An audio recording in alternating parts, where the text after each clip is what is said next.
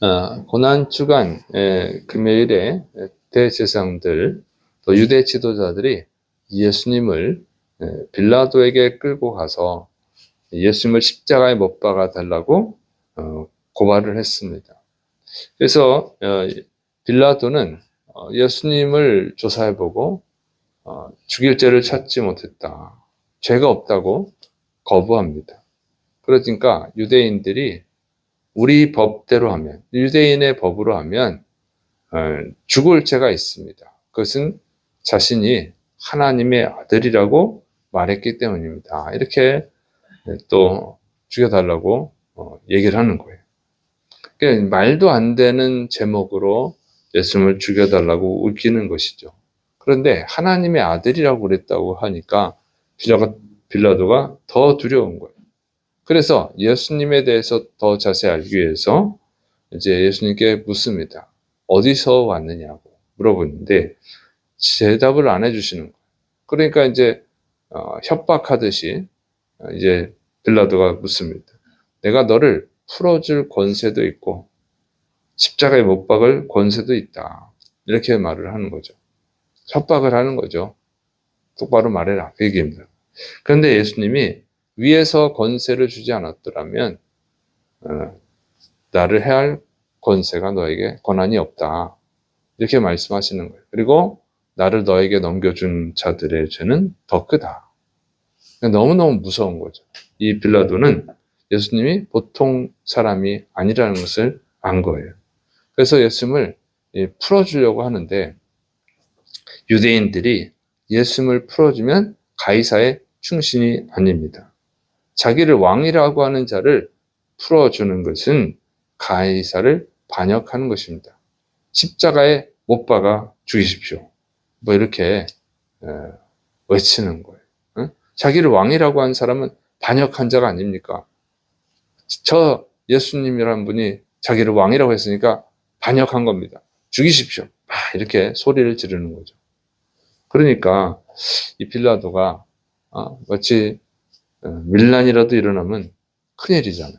그리고 또 예수님이 왕이라고 했는데 풀어주면 이게 좀 문제가 될 것 같고, 그러니까 그냥 그럼 니네가 알아서 죽여라 하고 예수님을 넘겨주었습니다. 근데 이 상황은 굉장히 이상한 상황이죠. 왜냐하면 빌라도는 로마의 총독입니다. 그리고 이 사람은 잔인한 사람이에요. 유대인들을 많이 죽였습니다. 그래서 유대인들이 싫어해요. 빌라도를 싫어하고 있거든요. 그런데 이 빌라도가 유대인이 예수님을 죽이지 않으려고 하는 거예요. 석방하려고 그러죠. 자꾸 풀어주려고 그러고. 유대인들은 이 로마인들을 싫어합니다. 특히 빌라도를 싫어해요. 유대인들을 많이 죽였기 때문에, 또 성전을 더럽혔기 때문에 아주 싫어합니다. 그런데 그 빌라도에게 지금 유대인인 예수님을 죽여달라고 간청을 하고 있는 거예요. 유대인을 죽여서 싫어하면서도 또 유대인인 예수님을 죽여달라고 하는 것이죠. 근데 예수님은 잘못한 게 없거든요. 많은 병자들을 고쳐주셨잖아요. 귀신을 내쫓아주시고 좋은 일만 하셨어요. 나쁜 일을 하지 않으셨어요. 그런데도 죽여달라고 하는 거예요. 왜 그러냐 하는 거죠. 그리고 예수님이 하나님의 아들이라고 했기 때문에 죽여야 된다고 하지만 로마의 황제, 자기들은 가이사에는 왕이 없습니다 그랬는데 가이사는 로마 황제를 말하는 거예요. 로마의 황제들은 자신을 신이라고도 했어요. 그렇게 유대법으로 하면 더더욱 죽여야 될 사람은 가이사인 거죠. 자기들이 가이사의 충신이라고 얘기하고 있는 거예요. 말이 안 되는 거죠. 유대법으로 하면 예수님을 죽여야 된다 그러면 가이사는 더 죽여야 될 사람이죠. 그게 말이 안 되는 소리를 하고 있는 거예요. 이상한 상황입니다. 어쨌든 이 이상한 상황이 벌어진 이유가 뭐냐. 그런데 그래서 예수님을 죽이라고 하는 그 유대인들, 지도자들의 요구에 의해서 예수님을 십자가에 죽이라고 넘겨주는데, 여기 보면 그 예수님을 죽이라고 하는 사람들이 유대 지도자들만 있는 건 아니라는 거예요. 많은 백성이 그런 거예요. 많은 백성이 그랬기 때문에 빌라도가 겁을 먹고 넘겨준 거예요. 근데 그 백성들 중에는 예수님이 종려주일에 예루살렘 성읍으로 들어오실 때 호산나 다윗의 자손이하고 찬송했던 사람들, 막 종려나무 가지를 막 흔들면서 그 찬양했던 그 사람들도 있었다는 거예요. 굉장히 많은 자들이 예수님을 죽이라고 했기 때문에 빌라도가 넘겨주는 거예요. 뭐 소수의 유대 지도자들만 그랬다고 하면 넘겨줄 이유가 없죠. 너무너무 많은 사람들이 죽이라고 해서 넘겨준 거예요. 참 이상하죠. 종려주일에는 막 환호했던 사람들이 이제는 예수님을 죽이라고 한 자들로 돌변했다는 것입니다. 왜 이런 이상한 상황이 벌어지는가? 자, 십자가에 못 박아 죽이라고 했던 자들은 어떤 자들입니까? 첫째로는 교만한 자들이에요. 예수님을 미워하는 자들이에요. 예수님의 말씀을 보면 책망이 많습니다. 그들의 잘못을 지적하는 말씀이 많은 거예요. 그러니까 이 사람들이, 이 지도자들이 교만해가지고 싫은 거예요. 자기들이 예수님에게 책망받는 것, 자신들의 잘못을 예수님이 지적하는 것을 싫어한 것입니다. 그래서 예수님을 죽이려고 한 거예요. 또 기득권을 뺏기지 않으려고 했던 사람들이에요. 그러니까 지도자들이 대제사장, 사두개인, 바리새인들, 서기관들, 장로들 이런 사람들은 다 지도자들이죠. 근데 거기서 이 사람들은 기득권이 있어요. 응? 거기서 자신들의 위치를 이용해서 돈을 긁어모으고 권력을 얻고 이런 사람들인데 예수님이 책망을 하시니까 자신들을 지지하는 백성들이, 속아서 지지하는 백성들이 다 알게 되는 거잖아요. 그게 이제 불안한 겁니다. 자신들이 갖고 있던 것들을 다 뺏길까봐. 그래서 예수님을 죽이라고 한 거예요. 자기들의 이익을 지키기 위해서. 첫 번째로는 이 사람들은 이 욕심 많은 사람들입니다. 지도자들은 기득권을 뺏길까봐 두려웠지만 지도자들이 아닌 일반 백성들도 있어요. 일반 백성들이 훨씬 더 많죠. 이 사람들은요, 기득권도 없어요. 뺏길 것도 없는 사람들. 그런데 이 사람들은 왜 예수님을 십자가에 못 박아 죽이라고 동조를 했느냐?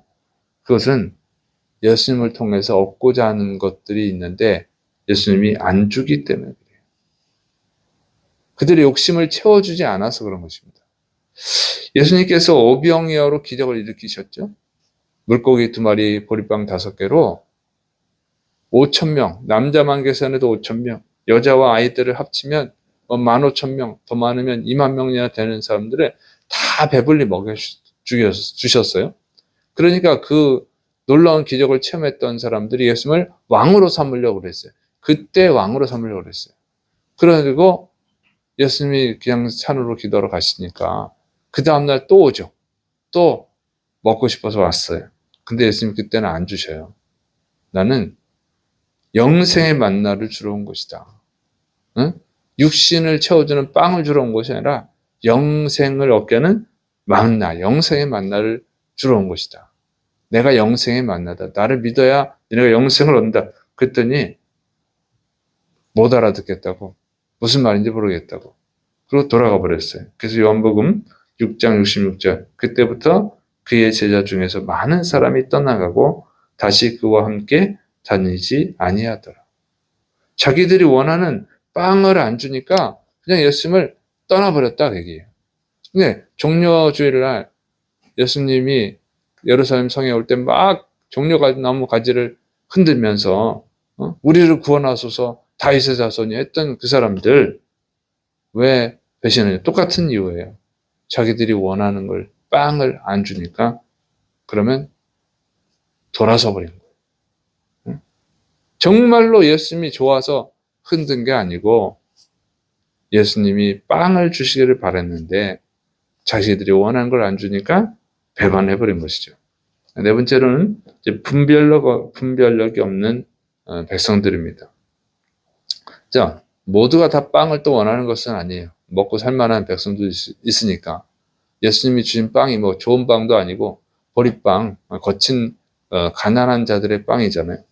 그거 먹지 않아도 돼요. 그런데 이 사람들은 또 어떤 사람들이냐면 무지해요.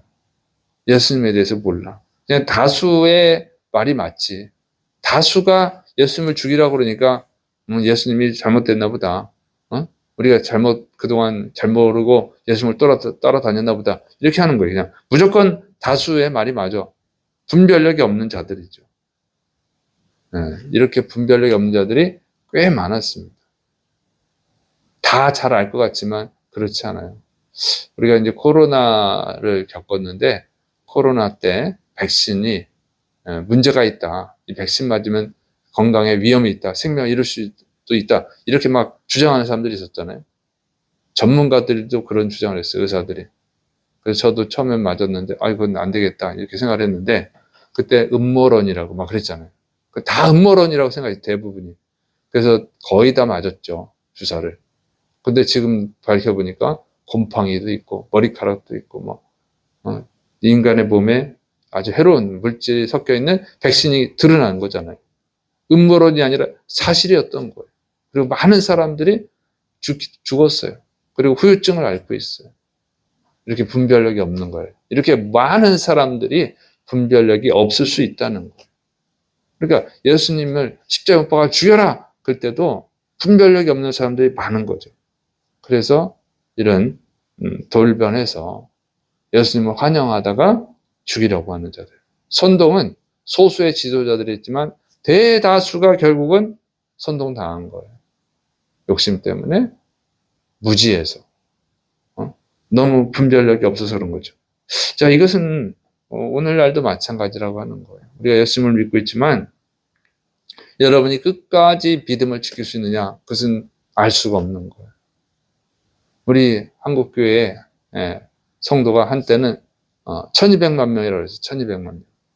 지금은 많이 봐야 800만 명 아니면 600만 명이라고 합니다. 왜 이렇게 많이 줄어들었나요? 그동안 예수를 믿는다고 했지만 정말 자기가 알고 믿는다고 했지만 몰랐던 거죠. 돌변한 거예요. 떠나가 버린 거예요. 왜요? 몰라서 그런 거예요. 결국은 예수님을 제대로 믿고 있지 않았던 거예요. 남아있는 지금 한 600만 명에서 800만 명의 성도는 예수님을 끝까지 믿을 수 있을까요? 그건 알 수가 없어요. 끝까지 믿을 수 있는 사람은 소수였다는 거예요. 소수. 또 자기 상황이 안 좋아지면 자기가 원하는 걸 응답해 주지 않으면 돌아설 사람들이 아직도 많은 거죠. 그러면 끝까지 예수님을 믿을 수 있는 사람은 누구냐? 그거는요, 자기 자신이 누군지를 알고 또 예수님이 누군지를 아는 사람인 거예요. 정확히 알아야 됩니다. 첫째로는 인간이 누구냐? 죄인이죠. 이렇게 막 호산나 다윗의 자손이여 막 이렇게 환영하다가 십자가에 못 박아 죽여라 이렇게 박힐 수 있는 인간은 죄인이라는 거예요. 그 죽이라고 하는 이유도 자기들의 기득권을 뺏길까 봐 자기들의 욕심을 채워주지 않아서 자기들 자존심 상하게 책망해서 또는 무식해서 그냥 다수가 하는 말이 맞겠지 이런 이유로 예수님을 배신해버리잖아요.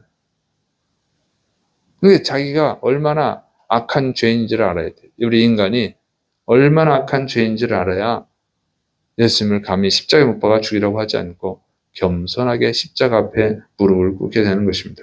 두 번째로는 예수님이 누군지를 정확히 알아야 된다는 거예요. 많은 사람들이 예수님께 몰려왔지만 정확히 예수님을 알고 예수님을 따라간 사람은 많지 않았던 거예요. 정확히 예수님을 아는 사람만 남은 거예요. 그런데 예수님을 믿는 사람들을 십자가에 못 박아 죽이기도 했던 그 예수님을 믿는 사람들 막 죽이는데 앞장섰던 사람이 누구냐면 사도 바울이죠. 그가 예수님을 믿기 전에는 예수님 믿는 사람들을 잡아내고 고발하고 죽이는데 앞장섰던 사람입니다.